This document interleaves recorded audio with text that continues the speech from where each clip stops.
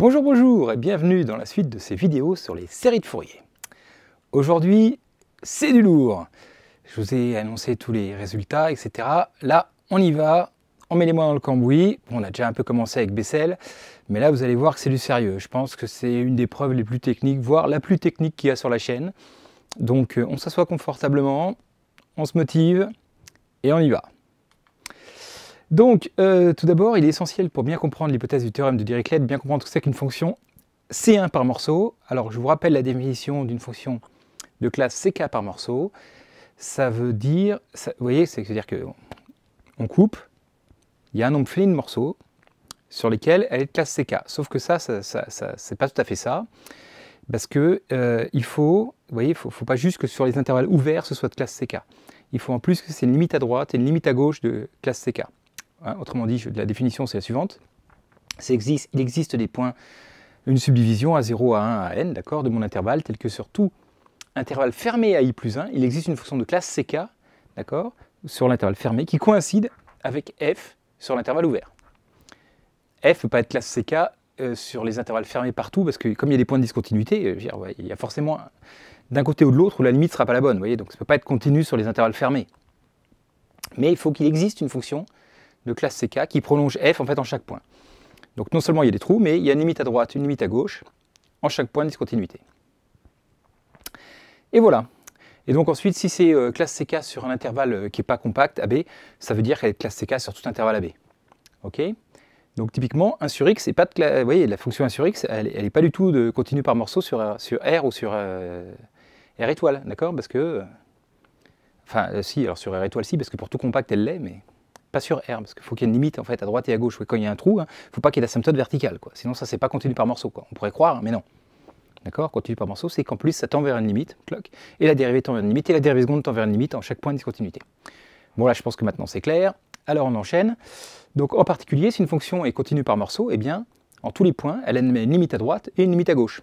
Les fonctions comme ça s'appellent les fonctions réglées, mais on s'en moque. Donc la limite à droite, je l'appelle f de x plus, et la limite à gauche, f de x moins.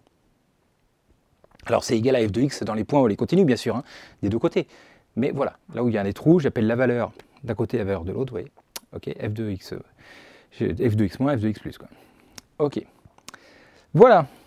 Alors, ensuite, je vous rappelle les notations qu'on a prises pour les séries de Fourier. Donc, pour n'importe quelle application t périodique et continue par morceau, on a vu qu'on pouvait définir des coefficients comme ceci, puisque, voilà, comme f est continu par morceau et cos est continu, bah, cette fonction-là est bien continue par morceau, donc on peut calculer ça, une intégrale de cette fonction-là, ok.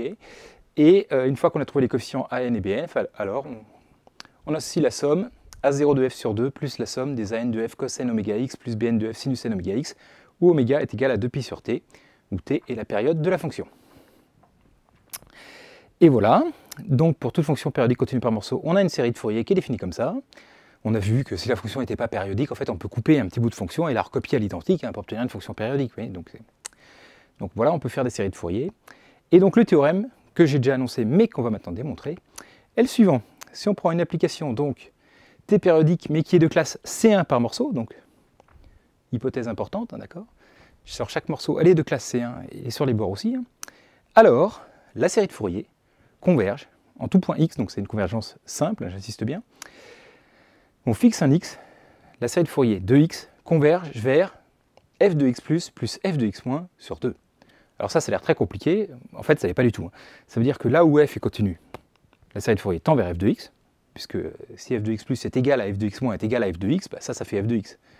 Donc en fait, votre fonction, elle a des petits sauts par-ci par-là, mais là où elle est continue C1, la série de Fourier tend vers elle, et là où il y a un trou, ça tend vers le milieu des valeurs extrêmes. Vous voyez, les valeurs d'avant, la valeur d'après, ça tend vers le milieu là.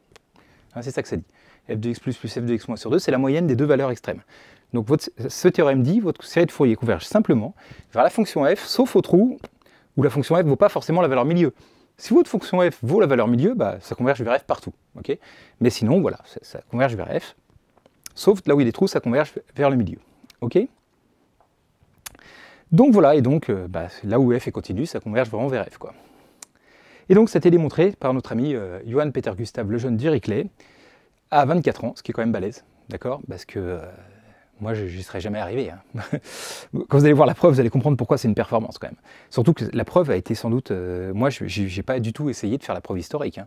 J'ai essayé de trouver une preuve la plus simple, la plus concise, la plus précise et la plus compréhensible possible. Donc sans doute qui a été bien améliorée par rapport au temps de Dirichlet. Bon, je n'ai pas fait de recherche historique, donc je ne sais pas comment il a fait, mais là, ce que je vous donne, c'est une preuve la mieux que j'ai pu imaginer au XXIe siècle. Hein. Donc sans doute pas la même. Hein. Ok. Alors, on va illustrer un petit peu ce théorème. Donc là, j'ai pris une fonction continue par morceau, même C1 par morceau, même C infini par morceau, en l'occurrence, puisqu'elle est affine par morceau. La fonction qui, à x, associe pi moins x sur 2. Ok, bon, bah alors voilà. Donc, nous verrons plus tard, on va calculer les coefficients de Fourier, que la série de Fourier, la somme partielle de la série de Fourier, c'est somme des 1 sur n sinus nx. Ok. Et donc, je vais dessiner S1, S2, S3 pour qu'on essaye de voir un peu ce qui se passe. Donc S1, bah, c'est juste sinus x. Hein. Donc voilà, ok, donc la rose, ouais, ça se rapproche un petit peu de la rouge, on va vous le dire vite quand même. Hein. Ok, alors prenons S2, j'ajoute 2 termes, vous voyez, donc là, ça commence à se rapprocher un petit peu plus, 3 termes.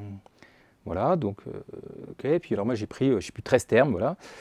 Hop, ben là, vous voyez, on voit vraiment ce qui se passe, c'est-à-dire que vraiment, là où c'est continu, vraiment, la série de Fourier se rapproche vraiment de ça. Et puis évidemment, il y a des problèmes là où il y a des trous. Alors pourquoi c'est sûr qu'il allait y avoir des problèmes, il y a des trous? Parce que ça, c'est des fonctions qui sont toutes continues. La limite n'est pas continue. D'accord? Donc forcément, il y a un problème. Et on voit aussi que la convergence ne peut pas être uniforme, parce que vous savez que si une série converge uniformément, et que tous les termes sont continus, alors la limite doit être continue. Donc là, ce n'est pas le cas, donc ça ne peut pas y avoir mieux qu'une convergence simple, vous voyez. Et donc, voilà. Et donc, forcément, bah, comme on essaye de relier ça et ça, vous voyez, moralement, quand je vais aller jusqu'à l'infini, bah, on voit bien que c'est la limite. Là, ça passe toujours par 0, vous voyez, ce point-là. Du coup, voilà, la limite de ça, ça va être 0, quoi. Hein, ça se voit parce que Sn est impair, donc forcément, Sn de 0 vaut 0 pour toutes les valeurs de n. Et donc, à la limite, ça va devenir quasiment vertical, ça va repartir de là et partir là, et la valeur au milieu, ce sera ça, quoi. Voilà, je ne sais pas si ça illustre bien le théorème, mais enfin, en gros, ça se passe toujours comme ça, pour n'importe quelle fonction C1 par morceau, et on va essayer de le démontrer, quoi. Et voilà, et il y a du boulot. Allez, on s'assoit confortablement, ça commence. Alors, tout d'abord, on va essayer de écrire autrement notre somme Sn de x. Donc, astuce, on va l'écrire, et ça déjà, je sens qu'il y en a à qui ça ne va pas plaire, on va l'écrire en écriture complexe, parce qu'il se trouve que ça simplifie quand même pas mal les calculs, même si on n'aime pas trop les complexes à la base, ça permet de regrouper les cos et les sinus. Donc, c'est ce qu'on avait vu dans la première vidéo hein, sur les séries de Fourier, pour ceux qui veulent voir les détails du calcul, mais la somme de Sn de x, je peux l'écrire comme ça. Somme pour n allant de moins grand n à plus grand n, de Cn de f exponentielle in oméga x, où Cn de f, en fait, c'est le coefficient an moins i et bn sur 2. Ok? Donc, voilà, c'est un petit calcul hein, qui n'est pas bien compliqué. Le sur 2, il vient du fait qu'en fait, il y a moins n et n, donc en fait, quand on fait la somme des deux, ça fait ça. Hein. Ok, bon. Voilà, on l'a déjà vu dans la première vidéo, je vous laisse vérifier le calcul. Et du coup, ça, c'est pas très dur à calculer, hein, parce qu'on connaît la formule pour an, la formule pour bn. Et donc, c'est cos, en fait, l'astuce, hein, c'est que c'est cos n oméga t plus moins i sinus n oméga t, bah, ça fait exponentielle moins i n oméga t, ça moins ça. Et le sur 2, il est là, parce que normalement, l'équation de Fourier, je vous rappelle, c'était 2 sur t. Donc sur 2, bah, le 2 a disparu. Et ça, c'est juste le cos moins i le sinus, donc c'est exactement an moins i bn. Donc ça, c'est pas bien dur. Ok. Donc voilà, donc en fait, il faut faire la somme hein, on va essayer d'écrire autrement cette somme-là, où les coefficients, là, Cn sont ceux-là. Ok? Bon, jusque-là. Ok, donc du coup, bah, voilà, je remplace alors. Hein, Sn de x, donc c'est intégrale entre, donc, c'est ça, les Cn de f, c'est ça, donc j'ai remplacé Cn par 1 sur t intégrale de f de t exponentielle moins i n oméga t. Okay, et comme c'est une somme finie, l'intégrale, je l'ai sortie de la somme, et j'ai dit que la somme des intégrales, c'était l'intégrale de la somme, donc j'obtiens 1 sur t, somme de 0 à t, de f de t, fois la somme de ein oméga t fois ein oméga x dt. Alors là, c'est moins 1, moins in oméga t, donc finalement, ça fait in oméga facteur de x moins t dt. Ok, voilà, essayez de faire le calcul, là, ça peut être pas mal, hein, parce que là, je vais sans doute trop vite, donc à la rigueur, mettez sur pause toutes les lignes, essayez à la fin de chaque ligne, enfin, plutôt de reprendre et de faire vous-même le calcul, voir si vous trouvez pareil, c'est très formateur, c'est des calculs compliqués quand même. Vous allez voir, puis là on est vraiment au début. Hein, donc, ok, bref, on arrive à ce truc-là. Jusque-là, vous me dire, bon, ok, c'est déjà compliqué. Petit changement de variable, juste pour le fun, je veux remplacer x moins t par u, donc j'appelle u égale x moins t, donc du coup ça fait du égale moins dt, et qu'est-ce qui se passe? Alors au niveau des changements de variables, donc du coup, quand t valait 0, ben, u il vaut x, et quand petit t valait grand t, u il vaut x moins grand t, donc voilà, je remplace les valeurs, du égale moins dt, du coup ça change l'ordre des bornes, et donc, alors allons-y doucement, donc, hein, normalement, ça fait, quand t vaut 0, ça fait x, et là, x moins grand t. Mais comme c'est dt, c'est moins du, je fais les deux d'un coup, je remplace dt par du, et je change l'ordre des bornes, donc ça fait x moins grand t, x. Ensuite, je remplace à l'intérieur. Donc t, hop, je le passe, je change, c'est x moins u. Donc ça fait f de x moins u. Jusque-là, tout va bien. Et puis là, du coup, x moins t, c'est u, c'est fait pour somme des ein oméga u. Voilà, et du. OK. Bon. Alors, première astuce, déjà, c'est l'intégrale entre x moins t et x, c'est l'intégrale de longueur t. Tout ce qui est à l'intérieur, là, c'est t périodique, que ce soit f ou exponentielle in oméga t, enfin, je veux dire ça, c'est grand t périodique, hein, puisque vous savez, hein, oméga fois grand t, ça fait 2pi, hein, c'est fait pour. Donc, en fait, ça, c'est la même chose que l'intégrale entre n'importe quel intervalle de longueur, sur n'importe quel intervalle de longueur grand t, entre 0 et grand t, ou, par exemple, parce que ça m'arrange, entre moins t sur 2 et t sur 2. OK? Donc voilà, donc après déjà pas mal d'efforts, on voit que la somme partielle de notre série de Fourier, finalement, on peut l'écrire comme ça. 1 sur grand T, somme de moins t sur 2 à t sur 2 de f de x moins u, somme pour petit n allant de moins n à grand n d'exponentielle in oméga u du. C'est déjà pas gagné. OK? Voilà, alors maintenant, étape, je vous le dis, hop, tiens, vous pouvez essayer de faire ça vous aussi, de tête, essayez de calculer ça. Donc astuce, hein, c'est une suite géométrique. Okay, donc il faut calculer les sommes unitaires d'une suite géométrique, donc il y a une formule qui va bien. On va essayer de simplifier cette petite somme, ici on va essayer de la calculer explicitement. Okay, alors allons-y. Donc pour calculer les termes, hein, si vous avez une somme de termes de suite géométrique, là ce qui est le cas, vous voyez bien, hein, la raison c'est exponentielle in oméga, d'accord, parce que ça c'est i exponentielle in oméga, le tout à la puissance u. Alors ça ne commence pas à 0 à grand n, hein, ça va de moins n à grand n, donc ce qu'on fait généralement quand on a une somme de termes de suite géométrique, c'est on met le premier en facteur. Vous voyez, si vous aviez Q3 plus Q4 plus Q5 plus Q6 plus Q7, on met Q3 en facteur de 1 plus Q plus Q2 plus Q4 jusqu'à plus Q4, et puis hop, du coup on sait faire la somme du reste, et puis, etc. Donc là je mets le premier en facteur. Exponentielle moins in oméga u. Ok, bon voilà, et donc du coup il reste somme pour n allant de 0 à 2 grand n des exponentielles in oméga u. Hein, j'ai juste décalé, donc voilà. Jusque-là, tout va bien. Alors, cette terme-là, donc maintenant j'utilise la fameuse formule, là je connais, là c'est la somme des q puissance u, vous voyez, où q c'est exponentielle in oméga, et donc je connais la formule par cœur, hein, donc là, ça, ce terme-là, il est resté là, et donc ça c'est 1 moins q puissance 2n plus 1 sur 1 moins q. Hein. Donc 1 moins q c'est ei n oméga u, donc ei oméga u plutôt, donc puissance 2n plus 1, parce que je vais 2n plus 1, ok, et puis sur 1 moins q, 1 moins i oméga u, ok, parce que ça c'est exponentielle in oméga u, enfin i oméga u puissance n plutôt, je m'étais gouré tout à l'heure, c'est pas puissance u qui m'intéresse, c'est puissance n, pour que ce soit les entiers, enfin, bref. Ok, et donc ça évidemment c'est pas vrai tout le temps, c'est vrai si ça s'annule pas en bas, et ça s'annule pas en bas quand si oméga u n'est pas un multiple de pi, donc autrement dit, si u n'est pas un multiple de grand t, d'accord? Ok, parce qu'effectivement, de toute façon, si u était un multiple de grand t, si à chaque fois ça fait 0, en fait, modulo de pi ici, ça fait 2n. Hein. Ok, d'accord, donc voilà, il y avait un problème, quoi. Ça ne fait pas du tout cette somme-là. En fait, si, mais on verra après. Bon, c'est la limite de ça quand u tend vers 0 ou vers un multiple de t, ça marche, mais ok. Bon, restons zen. D'ailleurs, c'est 2n plus 1, parce qu'il y a 2n plus 1 terme. Bon. Alors, qu'est-ce qu'on fait quand on a ça? Ah, c'est sympa, mais enfin, c'est pas très simple. Alors, il y a une grosse astuce qui tous les top 1 connaissent, parce qu'ils l'ont utilisé plein de fois, mais tout le monde ne connaît pas forcément, donc je vais le dire. Pour simplifier, et il y a une grosse astuce, c'est d'écrire 1 moins eiθ sous forme trigonométrique. Alors, θ est un angle quelconque, hein, et l'astuce, comment on fait ça? Eh bien, en fait, on met eiθ sur 2 en facteur. Ok, c'est une astuce qu'il faut connaître. Et du coup, là, qu'est-ce qui reste? Pour 1, je divise par EI exponentielle I θ, il reste exponentielle moins I θ sur 2. Quand je multiplie, ça fait bien 1. Et puis, quand je développe, là, hop, ça fait bien EI θ, parce que j'ai pris la moitié. Donc, voilà, je mets EI θ sur 2, ça fait ça. Et là, je reconnais un petit bout de la formule d'Euler, parce que ça, vous savez bien que si je divise par 2i, par moins 2i, parce que c'est la formule d'Euler, c'est EI θ sur 2 moins E moins I θ sur 2 i égale sinus θ sur 2. D'accord? Donc voilà, il y a le signe moins qui ne va pas, il faut diviser par 2i, on obtient sinus θ sur 2. Autrement dit, ça fait moins 2i sinus θ sur 2. Ok? Donc voilà, et on va faire ça en haut et en bas. Incroyable, hein? Alors qu'est-ce qu'on obtient? Du coup, ma somme là. Donc c'était EI n oméga u, facteur de quoi? Alors, ce qui est en haut, vous voyez, c'est θ égale I 2n plus 1 oméga u. Donc je mets en facteur la moitié, donc I 2n plus 1 oméga u sur 2. Ok, là c'était EI oméga u, je mets en facteur la moitié, EI oméga u sur 2. Bon, ça c'est la partie qui est là.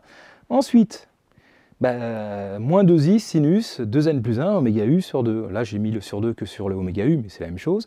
Et moins 2i sinus oméga u sur 2. Vous voyez, j'ai la formule qui est là, quoi. Ok, et donc là les moins 2i, c'est sympa, ça s'élimine. Et maintenant ce terme-là, je regarde, qu'est-ce qu'il y a? Donc, des oméga u, il y en a combien là? Des i oméga u. Là il y en a 2n plus 1 sur 2, c'est-à-dire n plus 1 demi.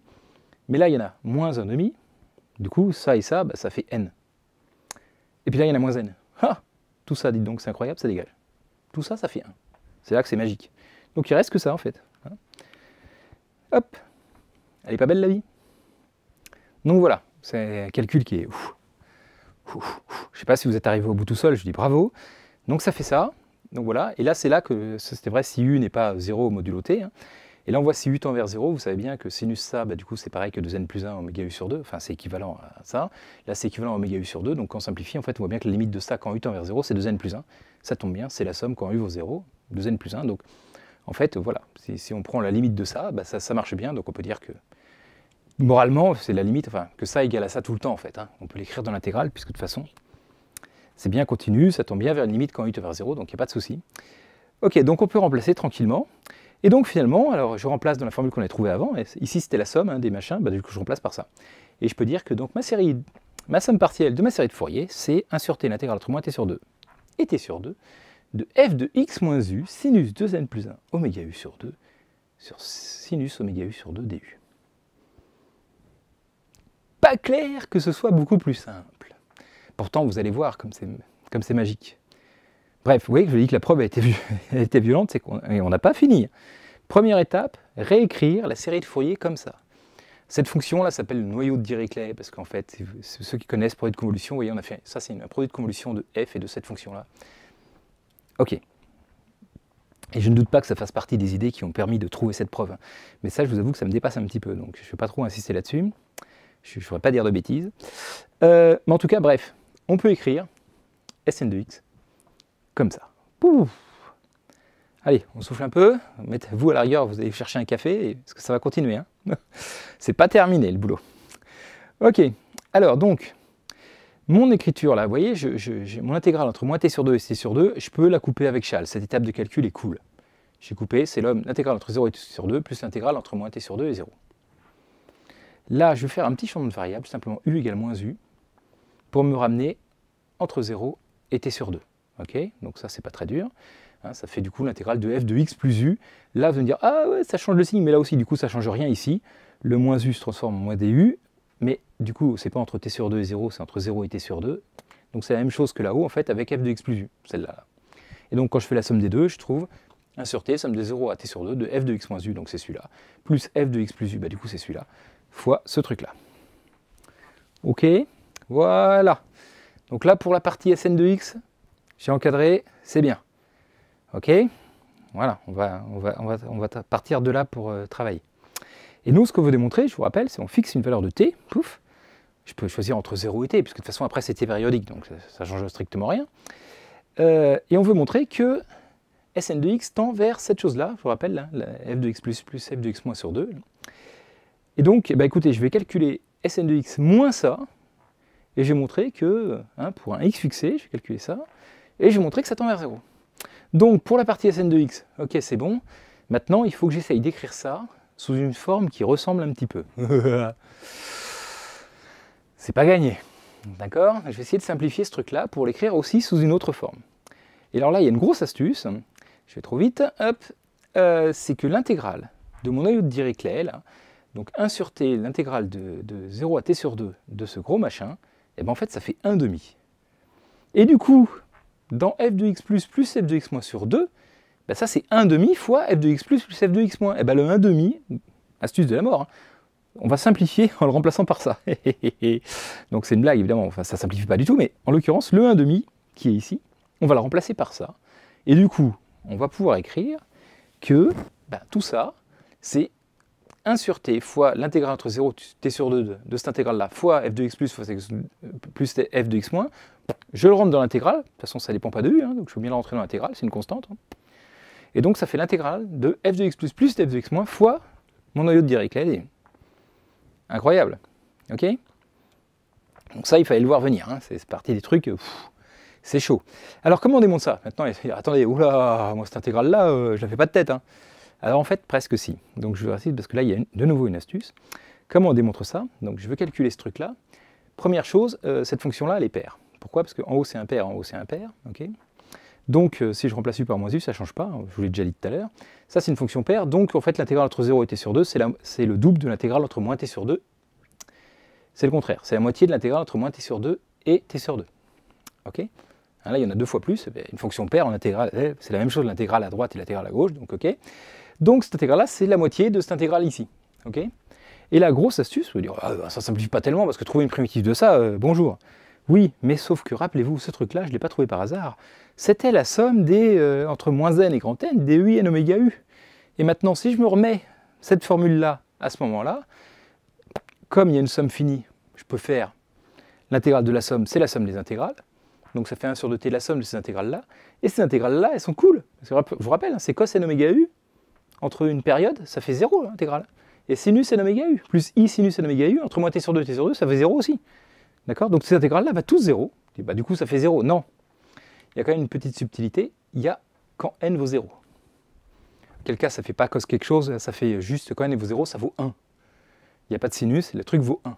Et donc il reste juste le terme n égale 0 qui vaut 1. Et donc ça fait 1 sur 2t fois l'intégrale de 1 entre moins t sur 2 et t sur 2. Bah, du coup, ça fait bien 1/2.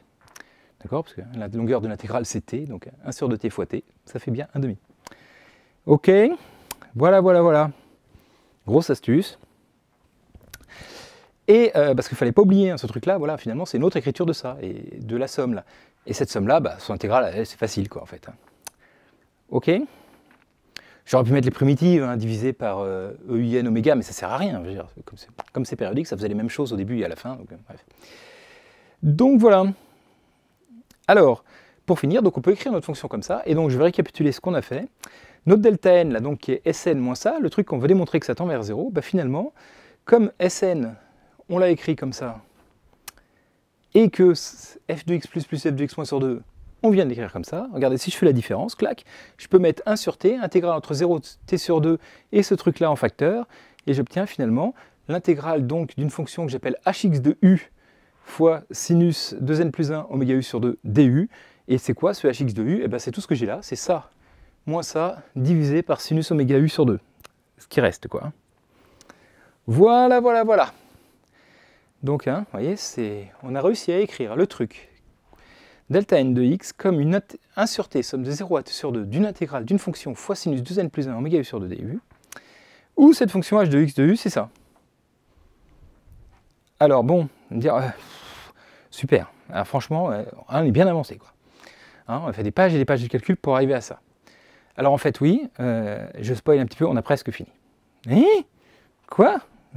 Oui, alors en fait, oui, parce que rappelez-vous ce qu'on a vu dans les applications de Bessel, on a vu que si on prenait une fonction continue par morceau, quelconque, g, et bien l'intégrale de g fois sinus nx, ça tendait vers 0 quand n tend à l'infini. L'intégrale sur n'importe quel truc, ab de g de x sinus nx, ça tend vers 0 quand n tend à l'infini. Vous vous rappelez, lemme de Riemann-Lebesgue, fantastique. Donc là, bon, là c'est pas n, c'est 2n plus 1, et c'est pas x, alors on fera un petit changement de variable pour se ramener à x, mais c'est pas très dur. Et ça, en fait, bah, du coup, ça va tendre vers 0. Il suffit pour ça, donc les hypothèses de notre fonction, c'était que la fonction soit continue par morceau. Ok? D'accord? Donc, en fait, on a quasiment fini. Il faut juste montrer que ce truc-là, donc x est fixé, hein, la fonction de u, comme ça, là, elle est continue par morceaux, sur 0t sur 2, et bim. Donc voilà, donc en fait, mine de rien, on a avancé. Ça ne se voyait pas forcément, mais on a avancé. Ok, donc voilà, j'ai répété ce qu'on a vu, hein, donc le truc qu'on veut montrer qui tend vers 0, delta n, c'est ça, et h de x, c'est ça. Alors déjà, c'est C1 par morceau, même C infini par morceau. Enfin non, pas C infini, parce que F est pas C infini. C'est C1 par morceau sur 0t sur 2. Pourquoi? Parce que F, donc si je ne suis pas en 0, là où il y a un problème de définition, quand U vaut 0, il y a un problème à cause du sinus oméga U sur 2. Okay, bon, ça d'accord. Mais ailleurs qu'en 0, ça, il n'y a pas de problème, hein, c'est une fonction qui est bien de classe C infini. En U, je vous rappelle, je regarde la fonction de U. Et puis f de x moins u, bah, c'est un décalage de f, mais f elle est C1 par morceau, donc f de x moins u est C1 par morceau. F de x plus u aussi, pareil, hein, je veux dire, en fonction, on décale de u ou de moins u, ça reste C1 par morceau. Ça c'est une constante, ça c'est une constante. Donc ça c'est bien C1 par morceau, il n'y a pas de problème, ce qui est en haut. Donc le problème, ce qui peut se poser souci, c'est quand ça s'annule en bas, quoi, quand u vaut 0. D'accord? Donc déjà, hx, il n'y a pas de problème, il est continu par morceau, même C1 par morceau, si je veux, sur 0t sur 2. Donc finalement, si vous avez suivi mon raisonnement, il suffit que je démontre que ce truc-là admet une limite quand u tend vers 0, et c'est bon. D'accord? Je pourrais en déduire qu'elle est continue par morceau sur 0t sur 2 fermé. Hop là. Et la vie est belle. Ok? Donc voilà. Alors pour ça, pour démontrer ça, eh bien, je vais utiliser le fait que f, elle est C1 par morceau. Et donc, je vais dire, voilà, je prends un x. Alors évidemment, ce serait plus facile hein, si j'étais dans le cas où elle est continue en x. C'est la même chose. Là, ce serait f de x, là, ce serait f de x. Je ferai exactement le raisonnement, mais là je le fais dans le cas général, donc j'ai fait le dessin, sur mon dessin il y a un trou, mais le raisonnement vraiment marche tout le temps, parce que sinon juste c'est la même chose, f de x plus, f de x moins, vous remplacez tous les deux par f de x, et le raisonnement est exactement le même. Donc dans tous les cas en tout cas, quel que soit x placé n'importe où sur 0t, je sais qu'il existe une fonction là qui est classe C1, d'accord, G1, sur un intervalle autour de x, enfin non, à gauche autour de x, entre x moins alpha et x, qui est de classe C1, et G2, qui est de classe C1 aussi entre x et x plus bêta, d'accord, tel que f est égal à G1 sur l'intervalle ouvert, et f est égal à G2 sur l'intervalle ouvert aussi. Et c'est continu, f est même égal à sur là où ça coupe, mais c'est pas grave. Ok, donc ça existe toujours. Hein, voilà. C'est parce qu'il ne faudrait pas me dire, ouais, tu as fait un cas particulier, tu as fait le cas où il y a un trou juste en x. Mais non, mais oui, certes. Mais c'est le cas pénible en fait, hein, d'accord? De toute façon, ça existe, au pire c'est G1 égale G2. Hein. Il n'y a pas de souci, quoi. Vous voyez? Donc si je fais un point de continuité, à droite et à gauche, comme les C1 par morceau, je peux prendre un petit G1 sur un petit bout à droite, un petit G2 sur un petit bout à gauche, juste c'est le même, enfin ils se recollent, quoi. Il n'y a pas de trou, mais donc du coup le dessin c'est le même là et là, mais le raisonnement est le même. Ok? Donc voilà, donc je pris mon petit dessin, alors je veux calculer maintenant la limite, quand u tend vers 0, de f de x moins u, moins f de x moins sur u. Alors, du coup, f de x moins u, je prends u strictement positif, donc du coup, c'est G1 de x moins u, d'accord? Parce que de ce côté-là, c'est G1. Et puis, f de x moins, c'est G1 de x, hein, je vous rappelle. Parce que G1, en x, la valeur, c'est f de x moins. C'est celle-là, là-haut. Ok, sur u, quand u tend vers 0. Bon, d'accord, ça, il n'y a pas de problème. Ma fonction est de classe C1. Je cherche la dérivée, en fait, à gauche, de G1. Hein, c'est bien ça, regardez. La dérivée, à gauche, de G1, en u. D'accord? Voilà, c'est la définition, vous savez. Hein. Alors j'aurais pu mettre u négatif et G1 de x plus u, moins G1 de x, enfin bref. Ok, bon. Voilà. Donc tout va bien. C'est la limite, vous voyez, du taux de variation, voilà, de ça moins ça sur ça. Ok, voilà. Donc c'est la dérivée à gauche, enfin c'est G1' de x, elle, il n'y a pas de problème, G1 est de classe C1, donc elle n'est pas définie après, donc c'est sa dérivée là. Ok, donc c'est voilà, classique. Hein. Et puis à la limite de ce côté-là, c'est la même chose, maintenant je me remplace, là du coup je fais avec G2, quoi. D'accord, f de x plus u moins f de x plus sur u, donc là la valeur f de x plus, celle-là c'est la valeur G2 de x, hein, et donc ça fait G2 de x plus u moins G2 de x sur u, ça fait bien G'2 de x, hein, d'accord. Il n'y a pas de souci. Voilà la limite des deux trucs, ok. Et donc, évidemment, si jamais f était classe C1, ce serait la même chose, hein, ce serait f' de x dans les deux cas. Enfin bon, si j'étais à un point où c'est C1 ou h de x, il n'y aurait pas de problème. Mais en tout cas, voilà, j'ai ça. Ok. Et du coup, regardez bien, parce que du coup, ça veut dire que ma limite de tout ça, ça fait quoi finalement? Alors ça veut dire, ah oui, mais c'est pas u, c'est sinus oméga u sur 2. Mais vous savez bien que sinus oméga u sur 2, c'est équivalent à oméga u sur 2. Donc je multiplie par 2 sur oméga, hein, parce que diviser par oméga sur 2, c'est pareil que multiplier par 2 sur oméga. Et donc finalement, cette limite de ça, bah, c'est 2 sur oméga fois g1' de x plus g2' de x. Bah donc ma fonction hx, là, elle a bien une limite quand u tend vers 0. Ok. Et voilà, la vie est belle. Et donc voilà, donc maintenant je sais que ma fonction hx, elle continue sur 0 t sur 2. Donc voilà l'argument décisif que j'ai spoilé tout à l'heure.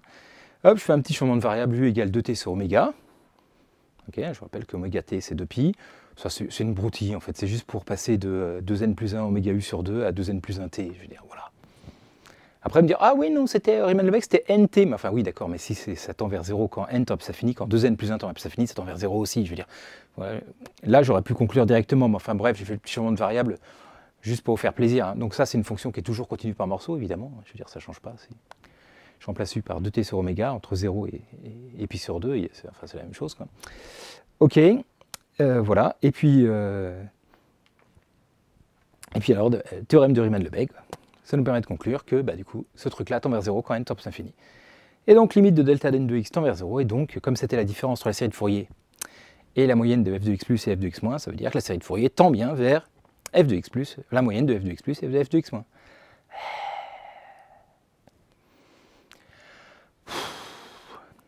Je suis allé vite, hein. Je crois qu'il va falloir rembobiner, regarder. Hein. Bon, alors après, que ce soit clair, je ne pense pas que pour un élève standard de licence, connaître cette preuve soit essentiel. D'accord ? C'est bien, si vous arrivez à comprendre et tout. Le petit calcul avec la somme, là, les noyaux de Dirichlet et tout ça, il est sympathique, il peut resservir éventuellement les exos et tout, mais c'est pas l'essentiel. D'accord ? L'essentiel, c'est vraiment de connaître le théorème et de savoir l'appliquer. D'accord ? C'est pas de connaître ça. Pendant que j'y suis dans les petites subtilités, après, je vous promets, on fait des applications. Si on veut regarder en fait les hypothèses qu'on a vraiment utilisées finalement, hein, où c'est qu'on a utilisé qui était C1 par morceau, en fait on était juste à la fin. On a juste dit qu'il fallait que ces trucs-là et ces trucs-là avaient une limite en fait. Hein, pour dire que la fonction hx de u était continue en 0, il faut que ce truc-là admette une limite en 0 et ce truc-là admette une limite en 0. Et donc finalement, si ma fonction elle est toute bizarre, elle n'est pas du tout C1 par morceau et tout machin, mais c'est C1 par morceau sur un voisinage d'un point x, alors la série de Fourier va converger. D'accord ? En ce point-là. Hein. Il suffit que ça, vous voyez, pour que cette limite-là existe, point x est fixé, il faut que ce soit vrai sur un petit intervalle, un petit voisinage autour de x. Si f elle est C1 ou C1 par morceau sur un petit voisinage autour de x, alors, en ce point-là, la série de Fourier va encore converger hein, vers la même chose. Vous voyez. Le théorème, on peut un petit peu l'affiner. Si jamais une fonction qui n'est pas C1 par morceau, d'accord, qui est continue par morceau, par exemple, il y a des endroits où on sait que là, entre là et là, elle est C1, bah, du coup, on peut utiliser le théorème. Voilà. OK ? Voilà, bon, c'est une petite amélioration. Et la question c'est, est-ce que ça marche tout le temps ou pas? Est-ce qu'on ne peut pas faire mieux? Vous voyez, parce que là c'est un par morceau, ok, ça marche bien, mais alors est-ce qu'on n'aurait pas pu faire mieux? Vous voyez? Eh bien, un des contre-exemples que a trouvé Fégère, c'est, donc voilà, donc déjà il faut que f soit C1 par morceau sur un petit intervalle autour de x. Et ensuite, il existe des fonctions continues. Donc voilà, donc l'hypothèse continue, c'est mieux continue par morceau, d'accord? Continue, mais pas C1 par morceau forcément. Et dont la série de Fourier ne converge pas en 0. Pourtant, elle est continue en 0, d'accord ? Donc, elle est évidemment passée par morceau sur un petit voisinage de 0, évidemment. Hein.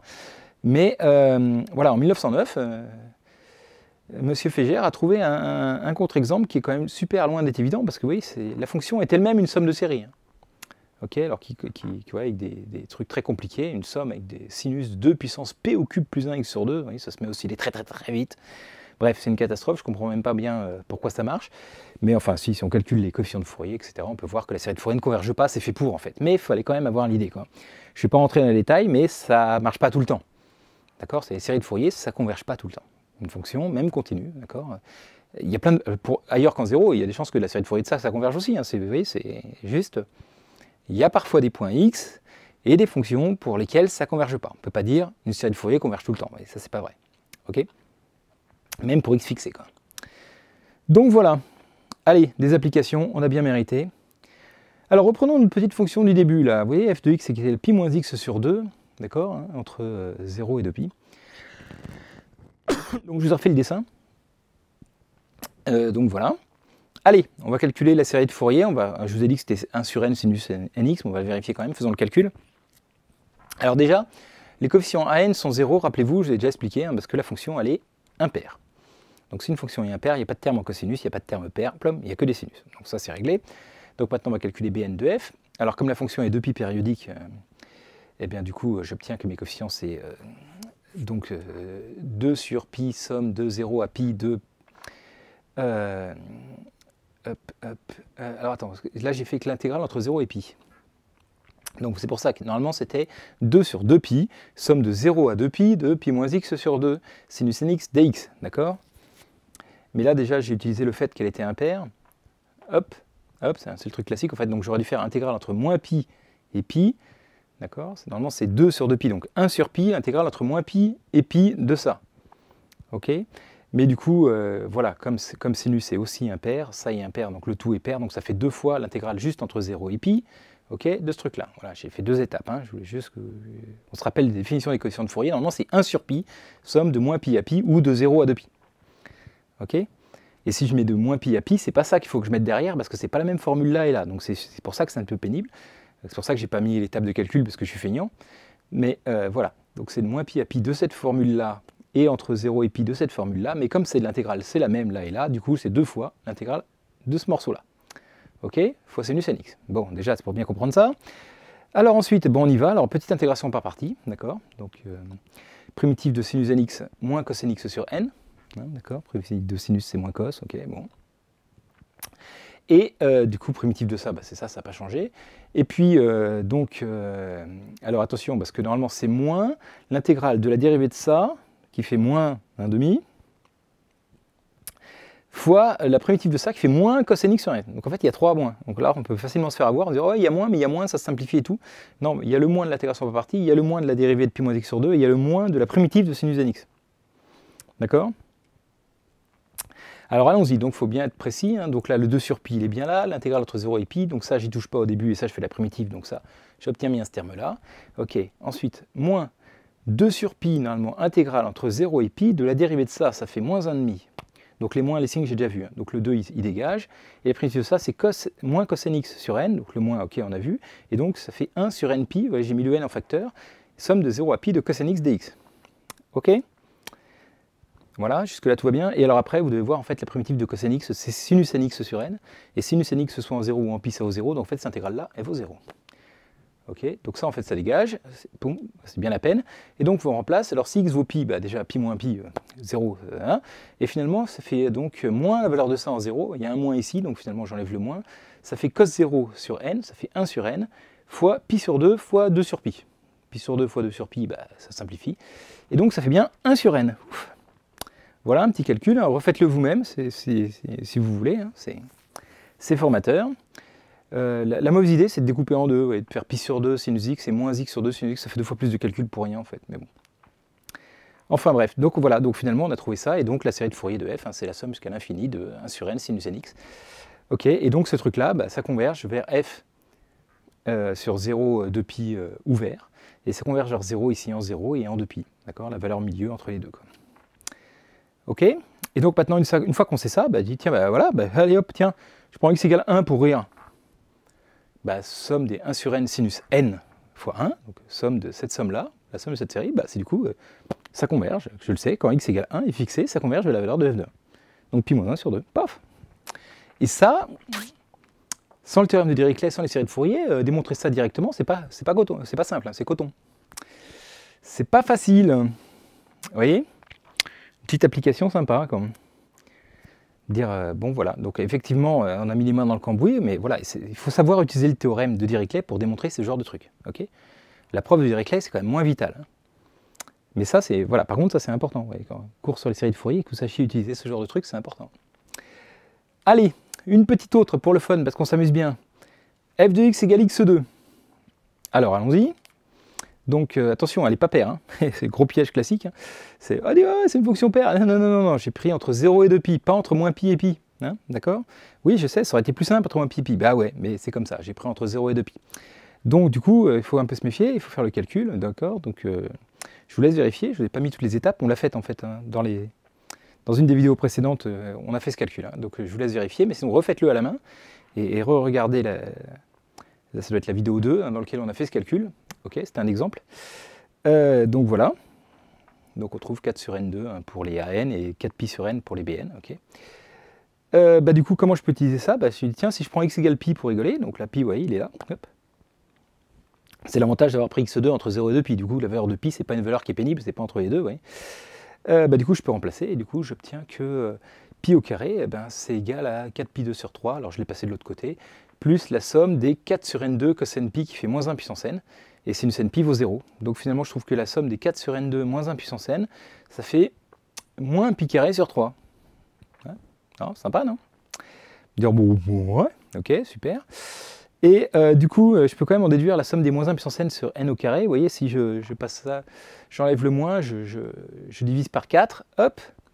D'accord? Donc voilà, pour n égale 1, c'est pour que ça commence par un terme positif. Vous voyez, ça fait 1.